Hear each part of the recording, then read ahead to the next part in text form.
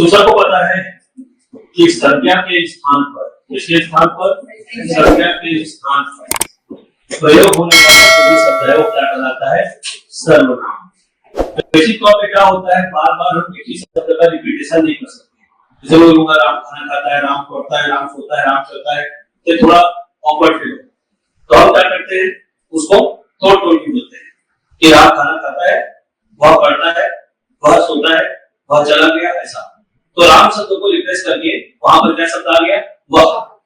इसका भी मैं टॉप क्लियर कर दूंगा अभी, बट टेंशन लेना क्यों, तुम्हारी अभी क्लियर हो जाएगा सर्वनाम के साथ। तो जब किसी संज्ञा शब्द की पुनरावृत्ति होती है, बार बार रिपीटेशन होता है, तो उसको बोलने में हमको असहज महसूस होता है और साथ ही साथ सुनने में भी अजीब लगता है। तो संज्ञा के पुनरावृत्ति और बार बार रिपीटेशन को रोकने के लिए आप उसके स्थान पर कौन शब्द का प्रयोग करते हैं, सर्वनाम शब्द का प्रयोग करते हैं। हिंदी में सर्वनाम को लेकर सिर्फ दो ही प्रश्न कॉमनली आएंगे, सिर्फ और सिर्फ दो ही प्रश्न जो सबसे मेन है। पहला कि सर्वनाम के प्रकार कितने होते हैं, इसका उत्तर है 6, और दूसरा आएगा सर्वनाम की संख्या कितनी होती है, इसका उत्तर है 11। इसके अलावा सर्वनाम में ज्यादा प्रश्न नहीं आते, क्योंकि ये प्रश्न जब आते हैं तो बड़े आसानी से लोगों को जवाब बना लिए जाते हैं। तो सर्वनाम के दो ही प्रकार है, समझिएगा बात को। सर्वनाम कितने प्रकार है, सर्वनाम के 6 प्रकार है और संख्या कितनी है, 11। तो दो ही प्रश्न आते हैं, ठीक है। अब 6 प्रकार जो सर्वनाम के हैं उसको बारी बारी समझते चलते देखिए। सबसे पहला जो सर्वनाम है उसका नाम है पुरुषवाचक सर्वनाम, जो थोड़े पहले लड़की डाउट पूछ रही थी, वो डाउट भी यहाँ पर क्लियर हो जाएगा, समझिएगा। पुरुषवाचक सर्वनाम, और पुरुषवाचक सर्वनाम को समझने से पहले तो आपको समझना पड़ेगा कि पुरुष क्या होता है। पुरुष एक ऐसा शब्द है या ऐसा चीज है जो कर्ता का बोध कराता है। इसका बोध कराता है कर्ता। कर्ता हमेशा या तो संज्ञा होता है या सर्वनाम होता है, समझिए। फिर से रिपीट कर रहा हूं, वाक्य संरचना में 3 चीजें होती हैं। एक होता है कर्ता, दूसरा होता है कर्म और तीसरा होता है क्रिया, ठीक है। तो कर्ता या कर्म का बोध कराने वाले शब्द को हम क्या कहते हैं, पुरुष। कर्ता या कर्म का बोध कराने वाले शब्द क्या कहते हैं, पुरुष। और कर्ता और कर्म के स्थान पर हमेशा या तो नाउन आता है या तो प्रोनाउन आता है, याद रखिएगा। सब्जेक्ट ऑब्जेक्ट के स्थान पर या तो नाउन आएगा या तो प्रोनाउन आएगा। अब जो नाउन या प्रोनाउन में नाउन जो शब्द है, ठीक है, वह सामान्यतः अन्य पुरुष होता है। सामान्यतः क्या होता है, अन्य पुरुष। क्योंकि पुरुष की बात करें तो कर्ता के रूप में पुरुष के 3 भेद होते हैं। कर्ता के रूप में पुरुष के कितने भेद होते हैं, 3 भेद। पहला जो भेद होता है उसे कहते हैं उत्तम पुरुष। पहला जो होता है उसे क्या कहते हैं, उत्तम पुरुष। दूसरा जो होता है उसे कहते हैं क्या, मध्यम पुरुष। और तीसरा जो होता है उसे क्या कहते हैं, अन्य पुरुष। इंग्लिश में से हम फर्स्ट पर्सन, सेकंड पर्सन और थर्ड पर्सन कहते हैं। फर्स्ट पर्सन मतलब कर्ता स्वयं, कर्ता स्वयं। और सेकंड पर्सन मतलब जो कर्ता के सम्मुख हो, कर्ता के सामने बैठा हो वो। और थर्ड पर्सन वो जो कर्ता और उसके सम्मुख बैठे व्यक्ति से अलावा कोई और हो, उसे कहते हैं क्या, थर्ड पर्सन। जैसे मैं यहाँ पर पढ़ा रहा हूँ तो मैं शब्द यूज किया तो मैं आपका फर्स्ट पर्सन है, और आप सब मेरे सामने बैठे हो तो चाहे आपको आप कहूँ, आप लोग कहूँ, तुम कहूँ, तुम लोग कहूँ, आप सब क्या कहलाओगे, सेकंड पर्सन। लेकिन हम दोनों एक दूसरे को देख पा रहे हैं, आमने सामने का हमारा संबंध है, ठीक है। लेकिन हम दोनों के आमने सामने करा हुआ है कि किसी तीसरे व्यक्ति के बारे में बात करें जो यहाँ पर अवेलेबल हमारे आमने सामने नहीं है, तो क्या कहलाएगा आपका, थर्ड पर्सन। जैसे हम लोग कहें आशीष शुक्ला सर, तो आशीष शुक्ला सर हम दोनों के बीच नहीं है, तो आशीष शुक्ला सर यहाँ पर क्या हो गए, थर्ड पर्सन। हम कहें गायत्री तो क्या कहलाएगा वो, थर्ड पर्सन। सबको समझ में आ रहा है, क्या कहलाएगा, थर्ड पर्सन। अब ध्यान से समझो कि थर्ड पर्सन अर्थात अन्य पुरुष के मामले में या तो उसका नाम दिया जाता है या पहले से वो नोन हो तो उसके जगह पर वह या यह शब्द का प्रयोग किया जाता है। जैसे कि मैं हूं तो मैं अपने लिए क्या कहूंगा, मैं। तुम्हारे लिए क्या कहूंगा, तुम। बड़े हो तो मैं कहूंगा आप। छोटे हो तो तुम। छोटे हो तो तुम, हम उम्र के हो तो तुम, और बड़े हो तो आप। लेकिन जो हम दोनों के आमने सामने ना होकर कोई तीसरा पक्ष है तो उसके लिए या तो उसका नाम का संबोधन किया जाता है। तो संज्ञा सामान्यतः किसमें होती है, अन्य पुरुष में। मैं बोलूंगा गायत्री घर चली गई है, गायत्री घर चली गई है। अब गायत्री ने तो मैं हूँ न तुम हो, हमारे आमने सामने गायत्री नहीं है तो उसका नाम ले रहे हैं तो गायत्री संज्ञा हुआ। लेकिन मैं गायत्री के जगह पे सर्वनाम का प्रयोग नहीं कर सकता, ऐसा नहीं है। एक लाइन बोला कि गायत्री चली गई है तो आप समझ गए किसके बारे में बात हो रहा है, गायत्री। अब दोबारा जब मुझे लाइन बोलना होगा तो मैं बोलूंगा वहां मार्केट गई। अब मैंने तो वो गायत्री मार्केट गई, अब मैं कहूंगा गायत्री चली गई है, वह मारने के लिए है। तो गायत्री को रिप्लेस करके उसने यहाँ पर कौन सा शब्द लाया वह, तो वह क्या कहलाएगा सर्वनाम। तो वह भी जो होता है वह क्या होता है अन्य पुरुष होता है। तो मैं हूँ तो तुम हो, हम उस व्यक्ति पर बात करें जो दोनों के सामने नहीं है, लेकिन हम संज्ञा शब्दों को हटाकर दूसरी जगह शब्द लाए हैं, इसलिए क्या कहलाएगा आपका अन्य पुरुष कहलाएगा। लेकिन सामान्यतः जो संज्ञा शब्द है उसी पद की किस आता है अन्य पुरुष में। उत्तर पुरुष में संज्ञा को ला नहीं सकते। क्या बोलोगे मैं प्रवीण, मैं महाराजा विलास प्रवीण, प्रोफेसर महाराज जब भी बोलूंगा मैं सिर्फ एक ही शब्द यूज करूंगा क्या मैं अपने नाम को यूज नहीं कर सकता। आप जब भी बोलते हो ऐसा थोड़ी यूज करते हो कि मैं फलना, ऐसा बोलते नहीं। आप फल बता सकते हो अपना नाम नहीं बोलते। क्लियर है कि मैं घूमने जा रहा हूँ, मैं आकाश घूमने जा रहा हूँ, मैं आकाश भाग खा रहा हूँ, मैं आकाश प्रगति को ठीक पढ़ने गया हूँ, ऐसा थोड़ी बोलते भैया। तो आकाश बोल रहे हो तो आपका संज्ञा आ रहा है, लेकिन अब तो मैं बोल रहा हूँ क्या हो गया सर्वनाम। मैं थोड़ी बोलूंगा तुम सर्वनाम के तुम श्रेया तुम श्रद्धा तुम भगवती तुम भाभी तुम, ऐसा थोड़ी बोलूंगा। एक मैं बोल रहा हूँ क्या तुम बहुवचन बोल रहे हो, तो तुम लोग मेरे आमने सामने बैठे, मेरे आमने सामने बैठे हो, तुम सबके नाम लेने की आवश्यकता है ही नहीं। अगर लोग पढ़ के नहीं आते बात खत्म। मैंने किसी का नाम नहीं लिया, मैंने सबको बोला। लेकिन जब मुझे किसी इंडिविजुअल को बोलना होगा तभी उसका नाम होगा। तो आमने सामने के संबंध में एक दूसरे को हम देख रहे होते हैं तो सामान्यतः हम संज्ञा सूचक शब्दों का प्रयोग नहीं करते, ठीक है। इसलिए संज्ञा सूचक शब्द ज्यादातर प्रयोग किसमें होते हैं अन्य पुरुष, और इस दोनों में होते ही। तो क्लियर हो गया। अब चूंकि 3 पुरुष होते हैं इसलिए सर्वनाम का पहला प्रकार पुरुषवाचक सर्वनाम है और उसका भी 3 भेद होगा। उसका भी कितना भेद होगा 3 भेद होगा। तो पुरुषवाचक सर्वनाम के कितने भेद 3 भेद। पुरुषवाचक सर्वनाम कितने भेद 3 भेद। सबसे पहले जो पुरुष आएगा वो क्या कहलाएगा उत्तम पुरुष। सबसे पहले क्या आएगा उत्तम पुरुष। दूसरा जो आएगा वो क्या कहलाएगा मध्यम पुरुष। दूसरा क्या कहलाएगा मध्यम पुरुष। और तीसरा जो आएगा वो कहलाएगा अन्य पुरुष। तीसरा क्या कहलाएगा अन्य पुरुष। उत्तम पुरुष में कौन आएगा मैं, मध्यम पुरुष में क्या आएगा तुम, और अन्य पुरुष में आएगा यह या वह। ध्यान समझना यह या वह, क्योंकि हम सर्वनाम प्रयोग कर रहे हैं इसलिए ना। अगर सर्वनाम नहीं होता तो यहाँ पर हम उसका नाम ले सकते थे गायत्री सर, गायत्री मैडम, आशीष सर, ऐसा नाम ले सकते थे, तो यह है। लेकिन जो सर्वनाम है तो गायत्री को हटा के क्या रखिए वह। समझना गया। अब सुनो ध्यान से। उत्तम पुरुष मैं, और मैं का बहुवचन क्या आएगा हम, तुम का बहुवचन क्या आएगा तुम लोग, तुम का बहुवचन क्या आएगा तुम लोग। हालांकि तुम में हम एज को देखते हैं, अगर हमसे उम्र में बड़ा है तो आप, उम्र में छोटा है तो तू, ये भी कह सकते हैं, ठीक है। अन्य पुरुष में यह और वह, और यह और वह, ठीक है। बात सुन रहे हैं तो यह का बहुवचन क्या होगा ये, और वह का बहुवचन क्या होगा वे। ये ऐसा आपका बहुवचन सूचक शब्द हो गया। यहाँ बात समझ आ गया। तो पहला हो गया क्या पुरुषवाचक सर्वनाम। उसके बाद फिर दूसरा आता है, ध्यान समझना, यहीं पर एक डाउट क्लियर करना है, मुझसे बता रहा हूँ। दूसरा आता है निश्चय बोधक सर्वनाम। क्या आएगा निश्चय बोधक सर्वनाम। देखिएगा ध्यान से, यहाँ पर भी वही शब्द आएगा जो ऊपर पुरुषवाचक में है। और सवाल है कि हम इसका कंफ्यूजन कैसे दूर करेंगे। तो निश्चय बोधक जो सर्वनाम है ये भी 2 प्रकार का होता है। पहला होता है निकटवर्ती, पहला क्या होता है निकटवर्ती, और दूसरा जो होता है वो है क्या दूरवर्ती। पहला है निकटवर्ती और दूसरा क्या होता है दूरवर्ती। जैसे मान लो निकट है और निश्चित है, निकट है और निश्चित है। अच्छा मुझे कोई भी चीज को, जैसे मान लो ये बॉटल है और बॉटल मेरे नजदीक है, लेकिन बॉटल की बॉटल होने में मुझे कोई संदेह है क्या, आपको कोई संदेह है क्या। लेकिन यहाँ पे निकट है तो आप क्या बोलोगे यह बॉटल है। निकट है तो आप इसके जगह क्या शब्द लगाओगे यह।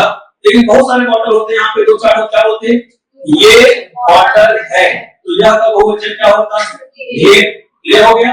अब मान लो दूध में घड़ी रखा है, लेकिन मुझे निश्चय है तो घड़ी है, मुझे कोई डाउट नहीं, मैं क्या बोलूंगा वह घड़ी है। तो दूरवर्ती के लिए क्या शब्द आ गया वह। और अगर बहुत सारे घड़ी होते तो क्या था वे घड़ियां हैं। क्या बोलता वे घड़ियां हैं। अब सवाल ये है कि तुम कैसे आइडेंटिफाई करोगे कि कोई शब्द वह लिखकर आया है तो वह पुरुषवाचक है कि निश्चयवाचक है। निश्चयवाचक निश्चयवाचक दोनों होते हैं ना, किसी कंफ्यूजन हो तो यहाँ पर निश्चयवाचक भी लिखना तो नहीं चलेगा निश्चयवाचक। तो तुम कैसे क्लियर करोगे कि वह निश्चयवाचक है कि पुरुषवाचक है, पहले मुझे ये बताओ कैसे क्लियर करोगे।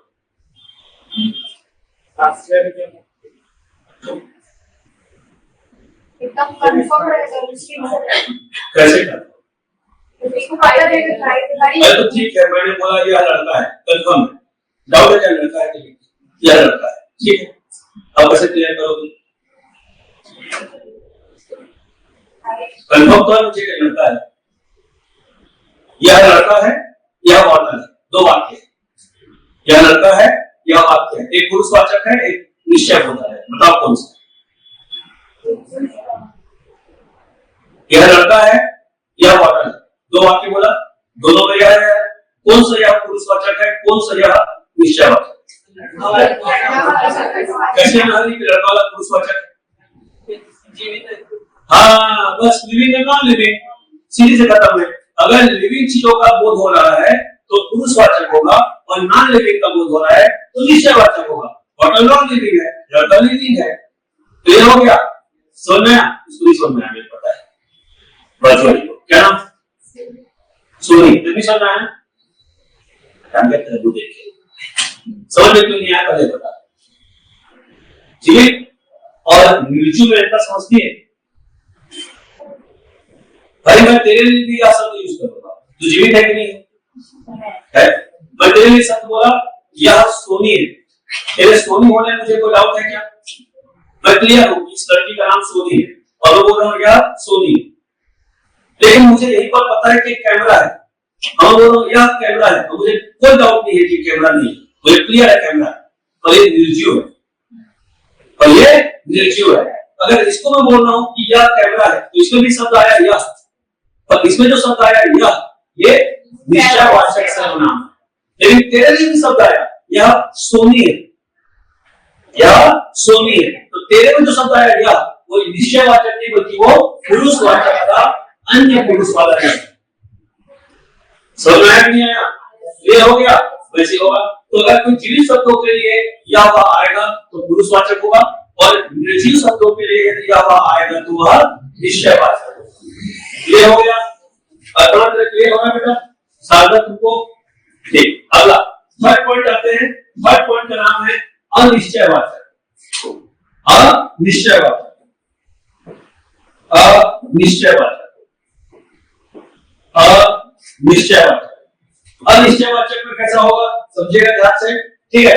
अनिश्चयवाचक में होता है प्राणी बोधक, वस्तु बोधक। जैसे जो निकट प्रतिद्वंद्वी हुआ उसमें होता है प्राणी बोधक और वस्तु बोधक। जैसे मान लो मैं क्लास ले रहा हूं और गायत्री मेरे को आके बोलेगी, मान लो मेरे से मिलने आया है, तो क्या बोलेगी मुझे? क्या बोलेगी मुझे आके गायत्री? सर आपसे कोई मिलने आया है, क्योंकि गायत्री उसके बारे में नहीं जानती। तो जानते रहे कि सीधा बोलते कि फला मिला है, पर गायत्री नहीं जानते, निश्चय नहीं है कि कौन आदमी है, तो क्या बोलेगी?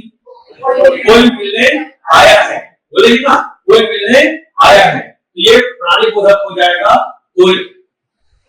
अब मुझे बताओ, अगर वो व्यक्ति मेरे लिए कुछ लेकर आया है, मैं खुद ही बोल रहा था, कुछ लेकर आया है, और गायत्री को नहीं पता क्या लेकर आया है, तो क्या बोलेगी? कुछ लेकर आया है, ठीक है? कुछ लेकर आया है। तो वस्तु अगर लेकर आया है तो उसके लिए क्या वर्ड होगा? कुछ, और व्यक्ति के लिए क्या वर्ड होगा? कोई। भूलना मत, इसी के ऊपर हेडिंग लिख दिया, प्राणी बोधक, वस्तु बोधक। समझ में गया? यहाँ पर यही बात हो रहा है, ये निकटवर्ती और पुरुषवाचक में ये जो है आपका प्राणी बोधक है, ये कौन है आपका? प्राणी बोधक है, और ये दोनों जो है वो क्या है? वस्तु बोधक है। अगर वस्तु के लिए कोई वर्ड यूज आएगा या हुआ तो निश्चयवाचक होगा, और प्राणी के लिए यदि या हुआ आएगा तो वह क्या होगा? अन्य पुरुष होगा। कंफर्म हो कि नहीं कंफर्म हो? ठीक है, ठीक है। अब आप देखो चौथा पॉइंट आते हैं प्रश्नवाचक। जब गायत्री मुझे बताएगी, प्रश्नवाचक सर्वनाम ना, गायत्री मुझे बताएगी कोई मिलने आया है, तो मैं गायत्री से सवाल करूंगा। क्या सवाल करूंगा? बोलो, कौन आया है? तो मैं किसके लिए पूछूंगा? प्राणी के लिए। और वस्तु के लिए क्या पूछूंगा? क्या आया है? तो फिर से हो गया प्राणी बोधक और वस्तु बोधक। तो प्राणी बोधक में मैं बोलूंगा कौन आया है, और वस्तु बोधक में बोलूंगा क्या लाया है। वस्तु बोधक में क्या बोलूंगा? क्या लाया है। इस तरह से कौन और क्या प्रश्नवाचक सर्वनाम हो गए। कौन और क्या हो गए? प्रश्नवाचक सर्वनाम। फिर देखिए पांचवा आता है आपका संबंध बोधक। पांचवा क्या आता है? संबंध बोधक है, संबंधवाचक सर्वनाम। तो संबंध बोधक सर्वनाम क्या होता है, ध्यान से समझो। संबंध बोधक सर्वनाम ऐसा होता है कि जैसे अपन संबंध बनाते हैं, जो आया है सो जाएगा, जो आया है सो जाएगा, तो संबंध बोधक सर्वनाम हो गया जो सो। इसी को छत्तीसगढ़ी में भी कहते हैं जब है तब लगे थे, जब है तब लगे थे, तो जब तब। जैसा भरोगे वैसा भरोगे, जैसा वैसा। इस सारे शब्द क्या कहलाएंगे आपके, संबंध बोधक। दो को क्या कहलाएं, जोड़ रहे हैं, जो सो जब तब जैसा वैसा, ये सब क्या कहलाएगा आपका संबंध बोधक। तो ये हो गया। फिर देखिए छठवा, 6 प्रकार होते हैं, छठवा प्रकार यहाँ पे लिखा हो ना अलग से, ये इसको छोटा करके लिखता हूं, छठवा दिखाई दे सबको। अब देखिए छठवा प्रकार, तो छठवा प्रकार जो आता है वो है आपका निजवाचक। क्या आता है, निजवाचक सर्वनाम। निजवाचक सर्वनाम में ना स्वयं का बोध होता है। किसका बोध होता है, स्वयं का। तो स्वयं का बोध कैसे होता है, जैसे मान लो आकाश जा रहा था, क्लास की एक लड़की जा रही थी, आकाश के पास की लड़की कहा चलो मैं तो छोड़ता हूं। लड़की ने कहा नहीं थैंक यू भैया मैं अपने आप चले जाऊंगी। क्या कहा, थैंक यू भैया मैं अपने आप चली जाऊंगी। यहां पर एक शब्द आया आप, ये जो मैं के बाद अपने आप शब्द आया ये स्वयं का बोध कराता है, और यहाँ पर जो आप आया वो निजवाचक है, न कि ये वाला आप है। यहाँ पर भी आप आया, आप बैठ जाइए, आप खा लीजिए, ये सब क्या है, पुरुषवाचक। लेकिन मैं अपने आप चले जाऊंगी, मैं अपना काम आपसे कर लेती हूँ। खुद से भी स्वयं बोलते हो आप लोग, आपसे कर लेती हूँ, मैं अपना काम आपसे कर लेती हूँ। अब यहाँ पे आपसे करेगा, कैसे अशुद्ध बात नहीं बोल रही है, बोल रहा है, अशुद्ध नहीं है, मैं अपने आप काम आपसे कर लेती हूँ, आपसे मतलब खुद से कर लेती हूँ। यहाँ आप का मतलब खुद से है, स्वयं से है। ये क्या कहलाएगा, निजवाचक। क्या कहलाएगा, निजवाचक। खत्म सुना गया, सर्वनाम क्या हो गया, खत्म। क्लियर हुआ कि नहीं हुआ, इसके अलावा कुछ बचा गया। अब 11 2 किलो 11 का वाला के लिए बहुवचन को 2 मत गिनना, उसका फॉर्म है।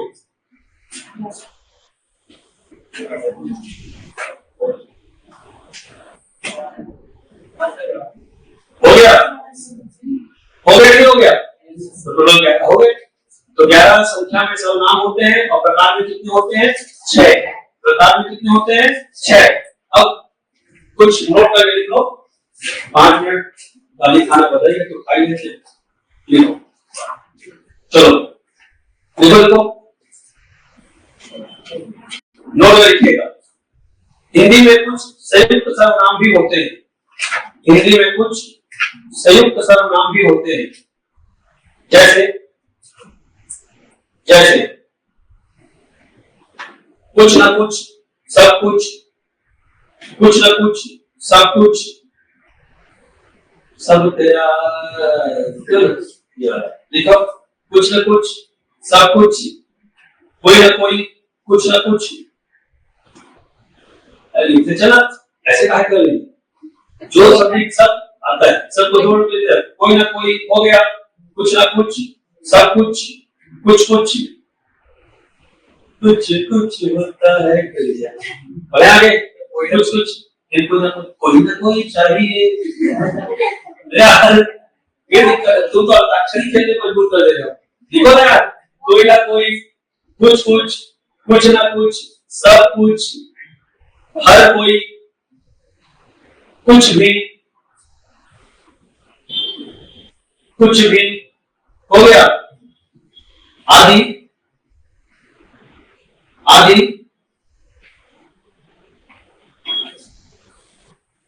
हो गया, संयुक्त सर्वनाम कहलाते हैं, आदि संयुक्त सर्वनाम कहलाते हैं, आदि संयुक्त सर्वनाम कहलाते हैं। आगे देखो, सर्वनाम का रूपांतरण, सर्वनाम का रूपांतरण, सर्वनाम का रूपांतरण कितना, सर्वनाम का रूपांतरण, देखना, जैसे कि सर्वनाम का रूपांतरण कारक चिन्हों के आधार पर होता है। देखो बोल के बताता हूं, बाकी क्या आता है, कारक चिन्हों के आधार पर होता है। जैसे गुजर कारक का चिन्ह पहले बताओ मुझे, तेरे कारक चिन्हों के आधार पर होता है, बस इतने लिखे रहो। फिर देखो कारक चिन्ह क्या होता है, ने, को, से, के लिए, फिर में, फिर और फिर ताकि के अटम में बाद में आता है। देखो पहला ने, मैंने, मेरे को, मुझ से, मेरे लिए, मुझ में, मेरा, मेरे पर, मेरे में। ये सुनना भाई, मैं को मैं 7 कारक में डिवाइड कर रहा हूं। पहला कारक ने, मैं ने, दूसरा कारक को, मेरे को, तीसरा कारक से, मुझ से, चौथा कारक लिए, मेरे लिए, पांचवा कारक में आता है ना, सॉरी से आता है, मुझ से, फिर आता है संबंध मेरा, फिर आ गया आपका क्या, मुझ में, मुझ पर, ऐसे हमने, हमको, हमसे, हमारे लिए, हमसे, हमारा, ठीक है, हम पर, हम में। तो कारक चीज समझ आ रहा है सबको, वैसे ये सब का क्या चेंज होगा, तुम में, तुमको, तुमसे, ठीक है, तुम्हारे लिए, तुमसे, ठीक है, तुम्हारा, तुम पर, तुम में, ऐसे चेंज होगा। तो सारे कारक का रूप के हिसाब से सर्वनाम का फॉर्म चेंज होता है, इसे बोलते हैं सर्वनाम का रूपांतरण। ठीक, कल या परसों, कल अगर ज्वाइंट क्लास हुआ तो दूसरा पढ़ाऊंगा, या परसों में पढ़ाऊंगा आपको विशेषण ही पढ़ाऊंगा, परसों में पढ़ाऊंगा आपको लिंग, वचन, कारक। ये संज्ञा शब्दों का ही लिंग होता है, संज्ञा शब्दों का ही वचन होता है और संज्ञा शब्दों का ही कारक होता है।